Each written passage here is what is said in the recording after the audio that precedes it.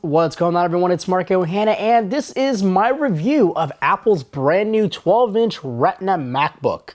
It's a lot of things I just said, but let's get into it.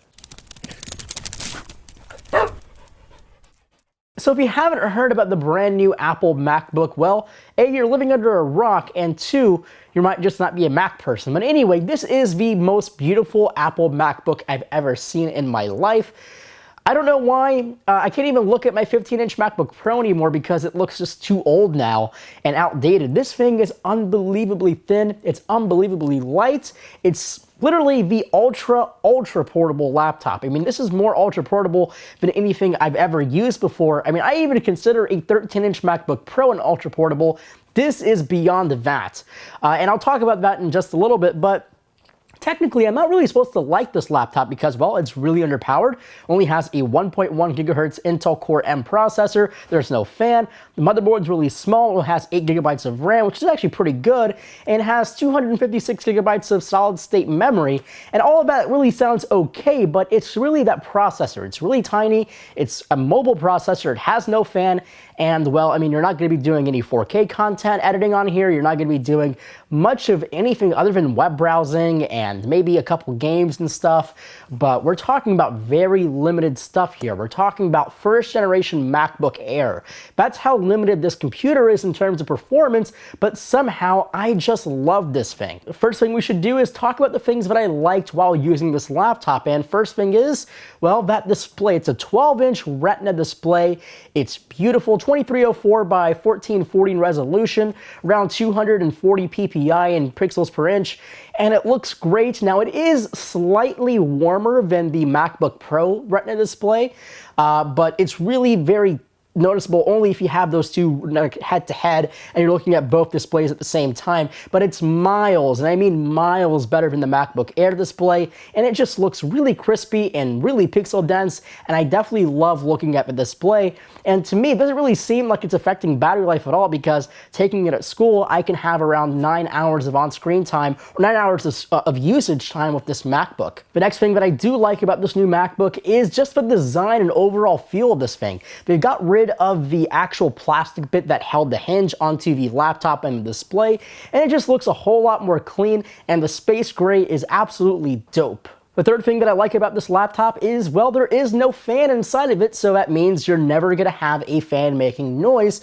Now, that could be a bad thing, which I'll explain a little later on in this video, but overall, in terms of using it at school or using it in the car or whatever, I mean, you're never going to make any noise, you're never going to feel any airflow coming out of the laptop, and it just seems like a much more nicer machine to use without having a fan or moving part inside of it. Now, the fourth thing is really how lightweight this thing. This whole thing weighs 2 pounds, which is basically double the iPad, but you can do so much more on this than you can do on an iPad, well, because it's a laptop and it's running macOS 10. And the last thing I like about this new MacBook is, well, USB-C. And one of the reasons why USB-C is so cool is you could power it from almost anything. So you no longer have to be next to an AC charger. So if you have a 10,000 milliamp hour external battery, you can hook this thing straight up to the MacBook and charge it.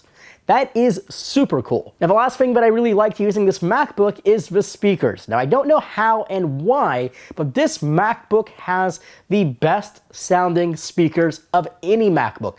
Better than my 15-inch MacBook, better than my 13-inch MacBook, probably better than the 17-inch MacBook Pro from like 4 years ago. It's really, really good. Now it's time to talk about the things that I didn't like on the brand new MacBook, and there are quite a few. First of all, you can't really do anything that's super intensive. Now, of course, you can try to edit 4K, and I'm sure that it can cut a little bit of 4K on Final Cut Pro, but it's definitely not going to be a workhorse machine. You're not going to be editing or making Multimedia 4D or Adobe After Effects or anything like that. It's just not going to work very well on this MacBook.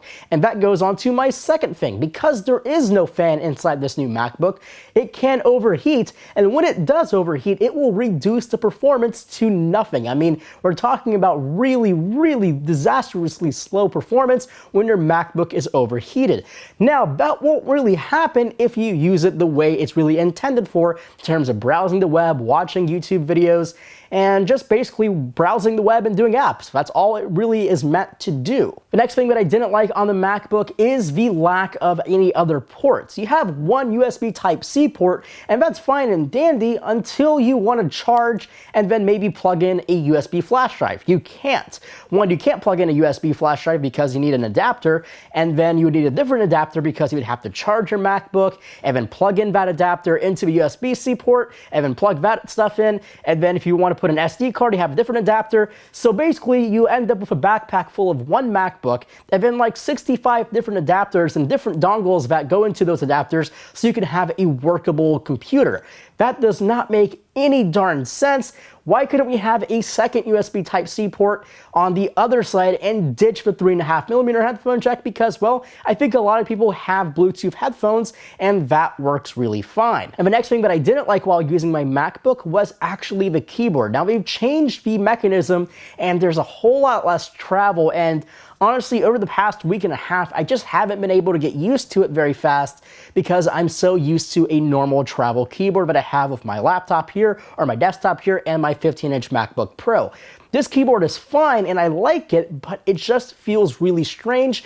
And well, I've made much more typos on this laptop than anything else. The last thing that I didn't like while using the MacBook is the 480p camera. Now, you heard me correctly, 480p, which means it's a 0.3 megapixel sensor, and that just absolutely sucks. It's unacceptable in 2015.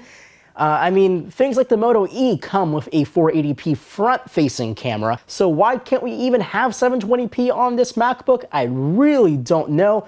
I'm guessing we just had a surplus and they wanted to get rid of all those little 480p chips that they had from the last generation MacBook, and well, they stuck him in here. Now, to kind of wrap up all of my thoughts here is the MacBook is a very good laptop if you only want to browse the web and do things such as that. It's a very expensive laptop starting at $1,300, and that's a whole lot of money for not a whole lot of performance, and that's just typically what happens in first generation products.